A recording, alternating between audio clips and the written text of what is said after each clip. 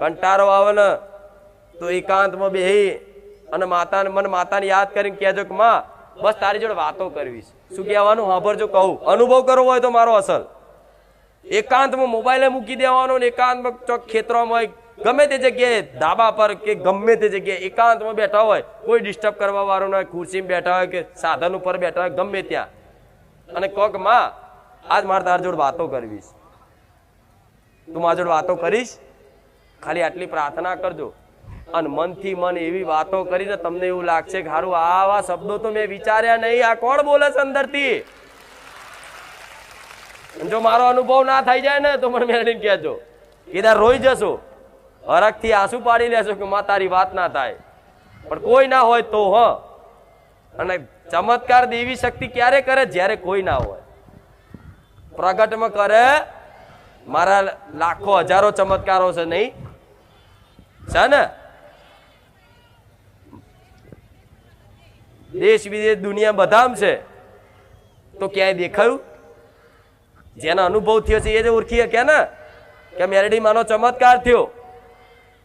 હોભરવા વાળા જોવા વાળા તો ક્યાં એમના ને એમના માણસો છે. લો એટલે ક્યારે દેવી શક્તિ આવી રીત પ્રગટમાં ચમત્કાર કરે અને સત્ય સત્ય જ રે. સત્યના કોઈ દાડ પુરાવા પારખા હોય, દુનિયાનો નાશ થઈ જાય, સત્યનો નાશ થાય.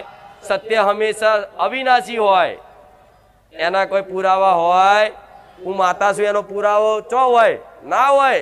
મારા ભક્તો છે એ જ મારો પુરાવો, અને એમના અનુભવ જ ને. હજુ હજુ મારે તમારી જો છલ કપટ કરવું હોય ને તો મારા હજુ કઈક ચમત્કાર કરવા, તમને ભોરવવા હોય ને, તમારા જોડથી કઈક પડાઈ લેવું હોય ને મારા દીકરાને, તો કદાચ અહીંથી ચમત્કાર કરીને બતાવવો પડે કે જોઈ લેજો હું મેરડી માતા છું, કંકુ નેકર્યું. જોઈ લેજો હું મેરડી માતા છું, લીંબુ હવા મુડાર્યું. પણ હું કેમ આવા ચમત્કાર નહીં કરતી? કે મારા આવા પ્રદર્શનની કોઈ જરૂરત પડતી કેમ? પ્રદર્શન કોને કરવા પડે? કે જેને કોકની ઓંખોમાં ધૂળ નાખવી હોય એને કરવા પડે ને. નકન દેવી શક્તિ તો એટલી ચમત્કારી છે, હજુ ચો અનુભવ છે તમને? પણ અનુભવ જેને થયો છે એને ભલે, જેને નહીં થયો, નવા આવ્યા હોય, જૂના હોય, એને દરેકને કહીશ તમારા જીવનમાં એક તો એવો મારો પરચો આપીશ કે તમે આ જીવન નહીં ભૂલી શકો. આમ તો પરચા તો ડગલે ને પગલે મારા અનુભવ થશે, પણ એક તો જીવનમાં એવો તો પરચો આલી છે કે જો કદાચ બારેજા ધામ ના જ્યાં હોત, રમવારી મેલડીનો ભેટો ના થયો હોત, તો કદાચ આજ અમારે આ વસ્તુ ના હોત, આ વ્યક્તિ ના હોત, આ ઘર ના હોત, અમે ના હોત. આવું તમારા જીવનમાં દરેક ના અનુભવ ના કરાવું તો હું સોલંકી પેઢીની રોમવારી મેલડી માતા નહીં. બરોબર? પાક્કું ને? વિશ્વાસ? ખાલી ખાલી નહીં ને? હા, એમ તો મને વિશ્વાસ છે. પાછા મારા બહુ ડાયા દીકરાઓ, મારી બહુ ડાહી દીકરીઓ છે. પણ હવે દુનિયા ગોડા કે છે, ગોડા બની રહો. કોઈ દેવી શક્તિના તત્વને સમજી શકે? કોણ સમજી શકે? જેને દેવી શક્તિ સમજાવવા માંગતી હોય ને એ જ સમજી શકે. દેવી શક્તિને કોણ ઓળખી શકે? જેને મારા જેવી માતા ઓળખાણ આપવા માંગતી હોય ને, અધિકારી હોય ને એ જ ઓળખી શકે. નકન આ સંસારનું, આ દુનિયાનું કોઈ એવી ટેકનોલોજી, કોઈ એવું વિજ્ઞાન પેદા નહીં થયું કે મારા તત્વની ખોજ કરી બતાવો. મારા તત્વની ખોજ કરી બતાવો. કોઈ એવું વિજ્ઞાન, કોઈ એવો માણસ, કોઈ એવો સાયન્ટિસ્ટ પેદા નહીં થયો, થાય નહીં. કેમ કે આ બુદ્ધિથી પરેની વાતો છે, અને સત્ય તમારથી પરે જ હોય. તમારી બુદ્ધિ બંધ થાય ને તારે મારો પ્રદેશ ચાલુ થાય. હવે આવી સામાન્ય માણસની બુદ્ધિથી માણસો મને ઓળખવા નીકળ્યા. લો અલ્યા તન મન બધું મેલવું પડે, સમર્પણ કરવું પડે, બુદ્ધિથી પરે હજુ છે. એ વિસ્તારમાં પહોંચો ને, ભક્તિના પ્રદેશમાં પહોંચો ને, તાર મારી મેલડીને દર્શન થાય, મારી અનુભૂતિ થાય, મારી ઓળખ થાય. નકન થાય બુદ્ધિથી જોશો તો ગાદી દેખાશે, ગાદી પર બેઠેલો વ્યક્તિ દેખાશે, વ્યક્તિએ ચૂંદડી ઓઢેલી દેખાશે, વ્યક્તિનો અવાજ સંભળાશે, વ્યક્તિના હાથ દેખાશે, પણ અંદર બેઠેલી હૃદયમાં મારા જેવી માતા દેખાય. વ્યક્તિની વાણીમાં જે અવાજ જે છે એ કદાચ આ વ્યક્તિનો હશે, પણ અંદરની પ્રેરણાદાયક શક્તિ બની અને વાણી તો મારી મેલડીની કે નહીં. ભલે પુરુષના અવાજે બોલું છું, પણ કદાચ આ વાણીમાં એટલી મીઠાશ લાગતી હશે ને કે દુનિયાનો કોઈ અવાજ તમને વાલો નહીં લાગતો હોય. આ શું ખોટું? દુનિયાના કોઈ કલાકારનો અવાજ તમને વાલો નહીં લાગતો હોય એટલી આ વાણી વાલી લાગતી હશે. લાગે છે ને? કેમ? તમે મને પ્રેમ કરો છો એટલે. જેને ચાહતા હોય, જેને માનતા હોય, જેની ભક્તિ કરતા હોય ને, એની એક એક વસ્તુ તમને વાલી લાગે. એની એક એક વસ્તુ એની હાચવીને રાખો. કદાચ કોઈ વસ્તુ આલો ને તો તમે જીવની જેમ હાચવીને રાખો. એ રીતે કદાચ આનું નામ ભક્તિ કહેવાય, આનું નામ પ્રેમ કહેવાય. આ જાગી જાય ને એટલે સમજી લો કે તમે માતાજીના થઈ ગયા છો. પણ બસ ખોટા કાર્ય જેટલા થાય એટલા છોડવાનો પ્રયત્ન કરો. એકદમ તો નહીં છૂટે, હું માનું છું. એકદમ તમે છોડવાની કોશિશ કરશો તો આ માયા એવી છે, સમય એવો છે, કદાચ એકદમ કોઈ વસ્તુ ના છૂટે.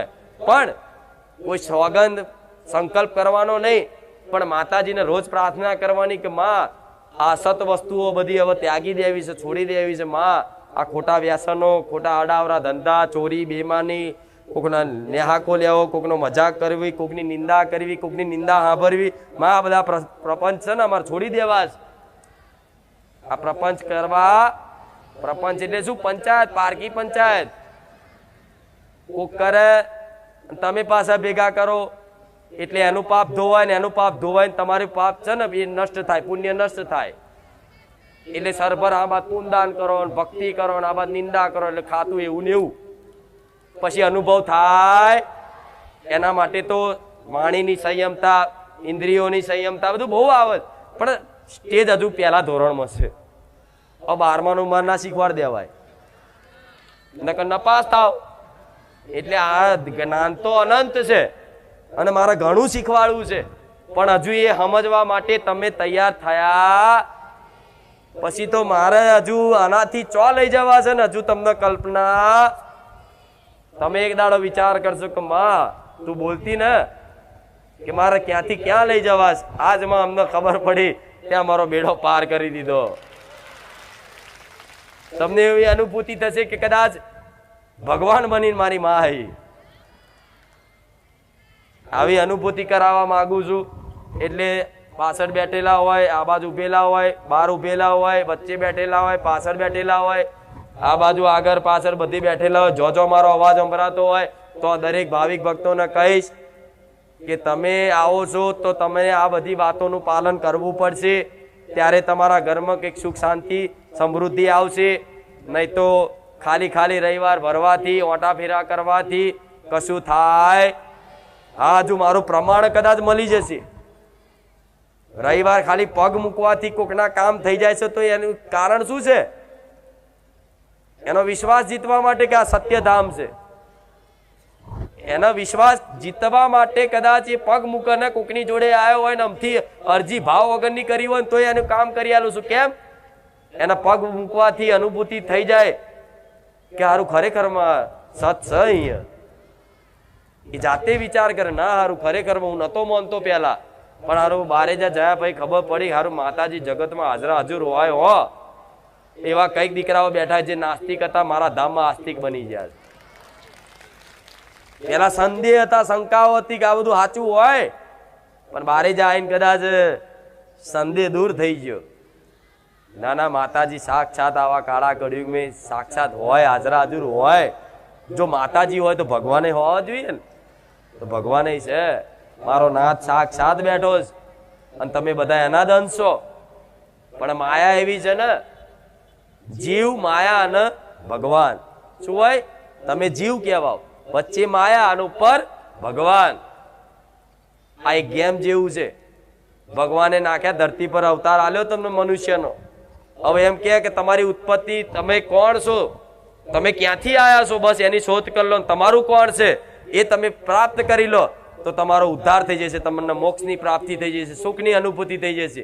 પણ આજ માણસને પોતાનું જ અસ્તિત્વની ખબર નહીં. ખબર તમે કોણ છો? નામ દેશે કે હું લાલો છું, હું ભીખો છું, હું મગન છું. અલે એ તો તારું નામ છે, તું કોણ છું સારું એ ખબર નહીં હું કોણ છું. અટક બોલ છે. પણ ખરેખરમાં તમે આ શરીરથી અલગ છો. અલગ છો કે નહીં? તમારો હાથ ભાગી જાય તો તમે શું બોલો છો? મારો હાથ ભાગી ગયો. મારો હાથ એવું કહો છો ને? મારો હાથ એવું કહો છો ને? મારી આંગળી તમે એવું કહેશો હું આંગળી, તો તમે આ આંગળીથી અલગ છો ને? મારી આંગળી. તમે એમ કહેતા કે આ મારી વસ્તુ, આ ફૂલ મારું, તો આ ફૂલથી તમે અલગ થયા ને? તો તમે એમ કહો કે આ મારી આંખ છે, મારા નાક છે, મારી કાન છે, તો તમે આ કાનથી નાકથી અલગ થયા કે નહીં? મૂળ તમે શરીરથી અલગ કહેવાય કે નહીં? તમે સૂક્ષ્મ એક આત્મા છો. આત્મા રૂપી પરમાત્મા અંદર છે ને, એની આત્માને હંમેશા ક્યાંની ભૂખ હોય? પ્રાર્થનાની, ભક્તિની, ભગવાનની. સ્કૂલમાં સાંભળ્યું છે લખેલું, પ્રાર્થના એ આત્માનો ખોરાક છે. લખેલું સાંભળ્યું છે? એવું જોયું છે? પ્રાર્થના એ આત્માનો ખોરાક છે. એટલે તમે શરીર માટે તો કદાચ રાત દાડાની મહેનત કરો છો, ભરણ પોષણ કરવા માટે, સારું સારું ખાવા માટે પરિશ્રમ કરો છો, પણ આત્માની ભૂખ મિટાવવા માટેની કોઈ પ્રયાસો હોતા. અને અસલ કદાચ એ જ ઉદ્દેશ તમારો કે જ્યાં સુધી તમે ભગવાનના પ્રાપ્ત ના થઈ જાઓ ત્યાં સુધી જન્મો જન્મના દુઃખ તમારે ભોગવવા પડશે. મનુષ્ય તો અત્યારે છો ને, પણ જીવ જંતુ બનીને ભોગવવા પડશે. કૂતરાય બનવું પડશે, બલાડાય બનવું પડશે, ગાય બનવું પડશે. શું ભગવાન કોઈ અન્યાય રાખે કે કૂતરાને બસ કૂતરાની યોનીમાં રાખે? બધાના ચક્ર વારા ફરતી વારા 84 લાખ યોની છે ને, એ બધાના વારા ફરતી વારા નંબર આવ જ. તમે કૂતરાને બલાડા બધું બનીને આયા છો. કેમ? ઉદ્ધાર માટે. આ જેવા જીવ બેઠા છે જોઈ લો, બહાર જોઈ લો. અબોલા જીવ જેવા બેઠા છે. ગાયો બાપડીને પગમાં વાગ્યું હોય, કીડા પડ્યા હોય, એને ભૂખ લાગી હોય, એને કોઈ ખવડાવવા વાળું નહીં, દવા કરાવવા વાળું નહીં. તે બધી વેદના શું ભગવાનને દયા નહીં આવતી હોય? પણ ના, એમણે જયારે મનુષ્ય અવતાર મળ્યો હોય ને, ત્યારે આ તમારે જેમ છે ને, આ બધી ખોટી વસ્તુની માગણી કરીને, મોત શોખ કરીને જીવન કાઢ્યું, અધર્મ કરીને પાપ કરી, કશું ભગવાન ભગવાન નડતો નહીં. એમણે એવી રીત કર્યું હોય ને, તારે આ મનુષ્ય ભગવાનને આ નિયમ પ્રમાણે એમના 84 લાખ યોનીમાં એવી યોનીમાં કદાચ જન્મ થયો અને એ વેઠવું પડ્યું. જો એ કૂતરાઓ જોઈ લેજો, પગ ભાગલો હોય, ચોપાટો બંધાવા જાય, જઈએ કહીએ એને ખાવું હોય તો ખાઈએ, કહીએ કશે તમે રોટલો હાલશો ને હુંકો તોય તે બાપડું ખાઈ લે છે. એ એમ કે છે કે ના ના મારે તો દાબેલી ખાવી છે. તમે તો બોલી શકો છો, આ શું ખોટું? એટલે જો ભગવાન માતાજી પર શ્રદ્ધા રાખી અને ભજન નહીં કર્યું, સત નહીં કમાયું, પુણ્યદાન નહીં કર્યું, સેવા નહીં કરી, તો સમજી લો કે મર્યા પછી તે બીજા જન્મમાં તે કૂતરા બલાડો બની નહીં તે તમારે વેઠવું. પછી તમે જેને અત્યારે જે કૂતરા લાકડી મારી હશે ને, ટોગો ભાગ્યો હશે ને, આવતા જન્મમાં એને જ મનુષ્ય બનાવશે ભગવાન, અને તમને કૂતરું બનાવી તમારો ટોગો એવો ભાગી નાખશે ને. આ કર્મના વિધાન છે, જે જેવું કરે એનું ફળ મળે જ. પણ આ રચનાને કોઈ સમજી શકે? કેમ કે એટલું જ્ઞાન નહીં, જોવાની એવી દ્રષ્ટિ નહીં કે ભગવાનની આ લીલાને સમજી શકે કોઈ. હા શું ખોટું? એટલે આ બધું આ સંસાર છે. તમે અહીં કેમ આવ્યા છો પહેલા તો એ વિચારો. ખાવા પીવા હરવાન મોજ શોખ કરવા નહીં આવ્યા. એવા મોજ શોખ કરવા વાળા જતા રહ્યા બધા ભગવાનના ઘેર. કશું લઈને જ્યાં અહીંનું અહીં મેલીને નહીં જ્યાં તો પછી તમારે ચો લઈને જવાનું છે? બધું જેટલી જરૂર છે એટલી માગો ભગવાન માતાજી જોડે. ના નહીં હાલશે. હું કહું છું ઘર ના હોય તો ઘર માગો, નોકરી ના હોય તો નોકરી માગો, પૈસા ના હોય તકલીફ પડતી પૈસા એ માગો, પણ તમારી જરૂરિયાત હોય, આવશ્યકતા હોય એટલી વસ્તુ મળી જાય એટલે બસ સંતોષ રાખો. પછી આની જોડે આ વધારે કેમ છે, આ કેમ ગાડી લઈને ફરે છે, હું કેમ સાયકલ લઈને ફરું છું, પેલાને 2 માળનો બંગલો છે, હું કેમ ઝૂંપડામાં છું, આ ઈર્ષા મેળ દે ને એનું કલ્યાણ થાય. આ તો માણસ દેખાદેખી કરે. લગ્ન પ્રસંગ આવ્યો હોય ને પટેલ આજના જમાનામાં, બોલો ઘેર હરખા ખાવાના ઠેકાણા ના હોય, પણ સમાજમાં વટ પાડવા અત્યારે દેવું કરી અને 20-20 લાખ રૂપિયા લગ્નમાં ખર્ચા કરે ગોડાઓ. અને એક વાડા જેના આમંત્રણ આલ્યું હોય ને તો દાળ ભાત પૂરી શાક કઈ ખોમી કાઢીને જતા રહેશે. તો હારો દાળ ભાતમાં મીઠું નતું, હારો રસ એટલો બધો નતો હારો લાગતો, ફૂલવડી ખારી થઈ જતી. આવું ખાઈને ખોદીને જતા રહે, ચોલ્લો કર્યો ના કર્યો. અને તમે વટ બતાવવા અત્યારે તમારી કેપેસિટી કરતા વધી જાવ છો ને એટલે દુઃખી થાવ છો. શું તમે જેવા હોય એવા સમાજની આગળ પ્રગટ રહો કે ભાઈ હું ગરીબ છું તો ગરીબ છું, શું નાના થઈ જાવ? અને ઉપરથી ગરીબ રહેશો ને તો મારા જેવી માતા વાલ કરશે, અમીરો નહીં કરે જલ્દી.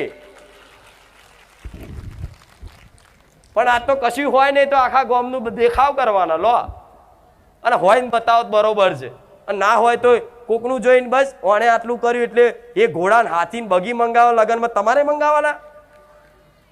હવે એવા માટે નવરી ના હોય માતાજી.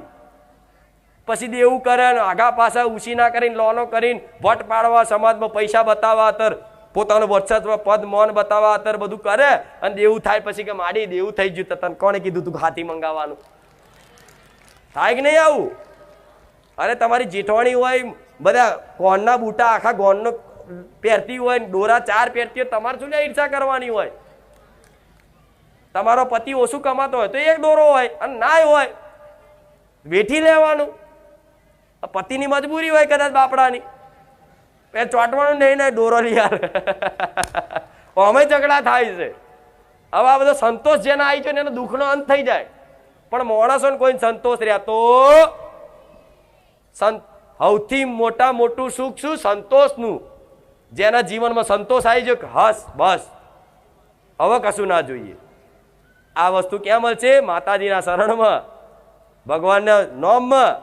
બસ હવે ભગવાન ના જોઈએ, કશું જ ના જોઈએ, બસ તમે આવી ગયા, બધું આવી ગયું. આવું જો લગીન નહીં થાય ને તો લગીન આ ચાલુ જ રહેવાનું. એટલે ખોટો ખર્ચા, ખોટો સમાજમાં દેખાડો કરવા માટે, મહોત્સવ કરવા માટે, ચોથી ઉછીના વ્યાજે પૈસા લાવીને લોન પડાવીને બધા નાટકો કરતા નહીં. પાછા હાલવાના થશે, નહીં હાલો તો ઉપરથી એ બોજ ચડશે, એનો ગુનો પડશે, અને મર્યા પછી ભોગવવું પડશે, તમારા દીકરાઓને ભોગવવું પડશે. પહેલાના જમાનામાં જોયું છે કે બાપનું દેવું દીકરાને ભરવું પડતું. ચમ કે જો દેવું ધરતી પર રહી ગયું હોય ને, કદી 1 રૂપિયાનું કદાચ લેણું રહી ગયું હોય ને ધરતી પર, તે માણસની મુક્તિ ના થાય એવું કહે છે શાસ્ત્રો. એટલે ક્યારેય તે કદાચ ઉછી ના લીધા હોય, વ્યાજે લીધા હોય તો જેટલું બને ને મહોત્સવ ઓછા કરવાના. પહેલા જેને લીધા હાલવાની કોશિશ કરો, અને હાલી દીધા હોય તો પુનદાન થોડું ઘણું કરો. પણ વધારે પગ પોરા કરશો, ચાદર કરતા પગ વધી જાય તો તકલીફ પડે ને. તો આપણે જેટલી આપણી કેપેસિટી છે, જેટલું સામર્થ્ય છે, જેટલી શક્તિ છે એટલું જીવન જીવવું જોઈએ. પછી વધારે પડતા મોજ શોખ કરો તો બેકાર છે. આ મારા દીકરાએ પાલન રાખ્યું છે ને એટલે હું તમને શીખાડું છું, તારે હું માતા મળીશ. એને ક્યારેય કમ્પ્લેન્ટ નહીં કરી. એક વાત કહું તો નવાઈ લાગશે તમને કદાચ, સેવકોને ખબર હશે. જ્યારે માતા હું ધૂણવા આવતી ને મારો દીકરો અહીંથી ફાટલું પેન્ટ પહેરીને બેસતો હતો. પૂછી જો, અંદરનો શર્ટ ફાટલો હોય. તારે દુનિયા એવો મજા કઈ કરતા કે એની માતા હોય તે એના ફાટલા કપડા પહેરાવે છે, આપણને શું હાલ છે? આજ આવી જાવ લે હાડો બતાવી દઉં. પણ મારા દીકરાએ ક્યારેય એની બાજુ દ્રષ્ટિ નહીં રાખી. એને સમજાવું, રોજ સમજાવું કે દીકરા એ તો બોલે. ફાટલા કપડાથી દુનિયા તને મોને ના મોને, હું તો મોનું છું ને, હું તો શું તાર જોડે, અને હું શું તો શું લે ગભરાશ. એને હિંમત આલી.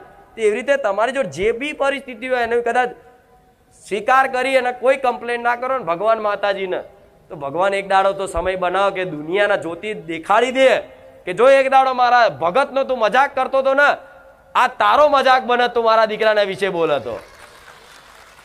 આ શું ખોટું? આજ જો મારા દીકરાને વિરુદ્ધ બોલે તો ગારો ખાય તમારી. વિરોધ બોલવા વાળા.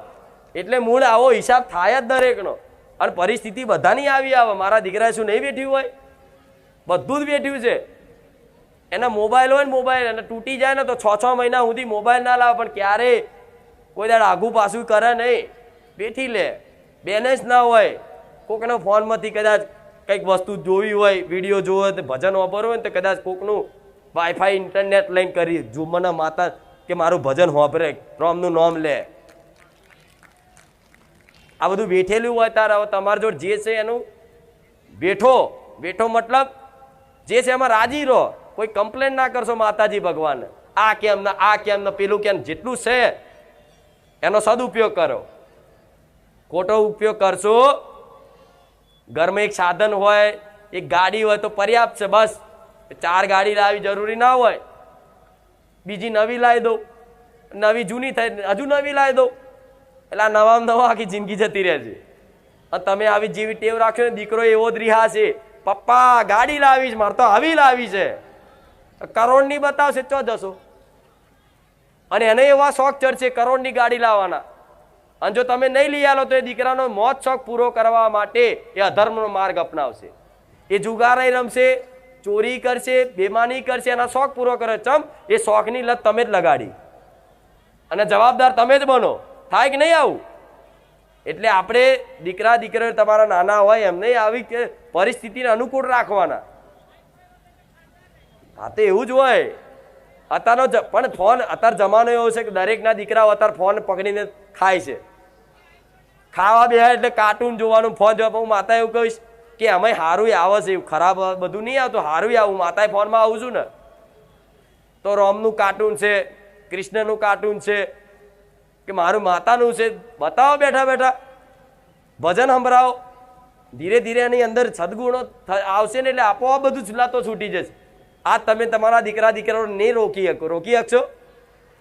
આજ જો ના પાડશો ને તો ફોન છૂટો નાખશે. આજ જો ના પાડીને તો રિમોટ તોડી નાખશે. આજ જો ના પાડી તો ટીવી તોડી નાખશે. પણ એની હટ પૂરી કર્યા વગર રહેશે. એટલે હવે તમારા આવનારા ભવિષ્ય માટે તમે અત્યારથી તૈયારી રાખજો કે દીકરા દીકરીઓને ભક્તિના માર્ગ ઉપર ચડાવો, એને રામ રામ લખતા શીખવાડો, એને માળા ગળામાં પહેરાવો, એને ચાંદલો કરાવો, એને દોરો પહેરાવો, અને રામનું નામ, જય શ્રી રામ કે બહુચર મેલડીનું નામ કે ચામુંડ મેલડીનું નામ એને બોલતા શીખવાડો. આપે રૂપે તમારે પછી એનો ભવિષ્યની ચિંતા કરવાની જરૂર નહીં. એક વખત એના માતાનો હોપી દીધો ને, એની માતા, તમારી માતા, એનું ભવિષ્ય એ નિર્માણ કરશે. એને ડોક્ટર બનાવવો હશે, કે વકીલ બનાવવો હશે, કે પોલીસ બનાવવો હશે, કે જજ બનાવવો હશે, કે ભગત બનાવવો હશે, એને હોપી દેજો, એ બનાવશે. તમારું ધાર્યું થશે. કઈક એવા મા બાપ છે પોતાના દીકરાને બનાવવા શું માંગતા હતા, બન્યા શું? અમુક પોલીસ બનાવવા માંગતા હતા, ચોર બની ગયા છે. થયું છે ને આવું? અમુક ડોક્ટર બનાવવા માંગતા ભુવા બની ગયા છે. એટલે તમારા કોઈનું ધાર્યું થતું એ બધું પોતપોતાના વિધાનથી, નસીબથી એ લઈને જ આવ્યા છે. દીકરા હોય, દીકરી હોય, કે તમારો ભાઈ હોય, એમનું શું ભવિષ્ય છે એ પહેલેથી લઈને જ આવ્યા છે. તમે ગમે તેટલી કોશિશ કરશો ને પણ વિધાનમાં તમે લેખમાં મેક નહીં મારી શકો. હા, પણ કદાચ વિધાન બદલવાનું સામર્થ્ય તમારી કુળદેવી નામ છે, તમારા નથી. બરોબર? એટલે ભણાવો ગણાવો ના નહીં, પણ જોડે ભક્તિ માર્ગે શીખવાડો. ભગવાનનું અસ્તિત્વ શું છે બતાવો, કે આ ભગવાન કહેવાય, રામ કહેવાય, આ અખિલ બ્રહ્માંડના માલિક કહેવાય, બધાના પિતા પરમેશ્વર કહેવાય. આ બધું જ્ઞાન બતાવો. આલો એને સમજ આવશે ને. અને રામ રામ બોલતો થયો ને, ધીરે ધીરે તમારે કશું કરવાની જરૂર નહીં પડે. વિશ્વાસ રાખજો, આપે રૂપે સંસ્કાર એવો થશે ને કે મા બાપની સેવા કરશે. મા બાપને વૃદ્ધાશ્રમ નહીં મિલી આવો.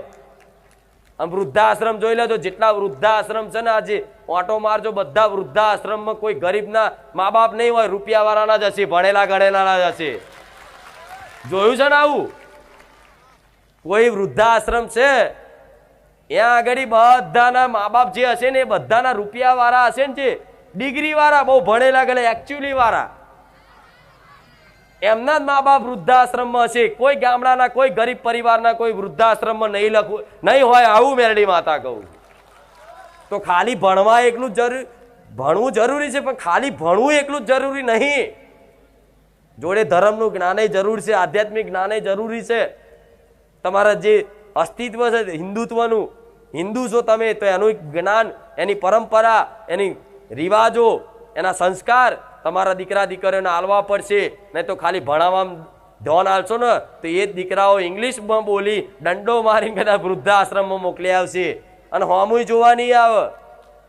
બીજા દીકરાઓ કદાચ હશે ને જે ધાર્મિક, એ જ મા બાપની સેવા, તમારા જેવા કોઈ ધાર્મિક દીકરા હોય ને એ જઈને વૃદ્ધાશ્રમમાં જઈને સેવા કરે પારકાની. લો આ જાવશો ને કઈક વૃદ્ધાશ્રમમાં કઈક દાન કરવા કે ખવડાવવા માટે, તો એ માણસ ધાર્મિક જ હશે, તારે સેવા કરવા જાય છે.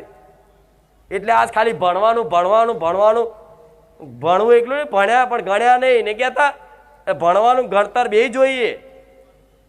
એક બાજુ શિક્ષા તો એક પ્રકારની ના હોય, શિક્ષા અનેક પ્રકારની હોય. ધર્મની શિક્ષા તમારા જીવનમાં મોટા મોટી આવશ્યકતા છે. હું માતા એવું કહીશ, મોટા મોટી ભણતર કરતા વધારે ધર્મની શિક્ષાની આવશ્યકતા વધારે છે. આ મારી વાતથી કઈક લોકો વિરોધ કરે કે માતાજી ભણતરનો વિરોધ નહીં કરતા. આજ કદાચ મારા દીકરાએ કદાચ ગુજરાતી ભાષા હિન્દી ને ઇંગ્લિશ ના શીખ્યું હોત તો કદાચ હું માતા ના બોલતી હોત. આ શું ખોટું? મારા દીકરાને ભણાયો છે, એને 12 કોમર્સ કોલેજ કરેલી છે. લો કે અભણ નહીં એ બેઠો હોય. એટલે જરૂરી છે તમારા જીવનમાં જેની જરૂર છે જરૂરી છે, પણ ખાલી ભણતર પાછળ આખું ભવિષ્ય એ ના કરતા આનામ ધોન હાલજો. થોડું તમારી માતાજીની ભક્તિમાં ભગવાનને ભજનમાં થોડું ધોન હલાવજો તો સારું છે. હું તો કહીશ, મારા ભગવાનને પ્રાર્થના કરું છું કે આજે જે મારી વાતો વાપરે છે ને એ બધાની અંદર હૃદયમાં મારી વાતો ઉતરી જાય ને પાલન કરતા થઈ જાય તો બસ તમે રાજી, તમારું કલ્યાણ, હું ખુશ છું.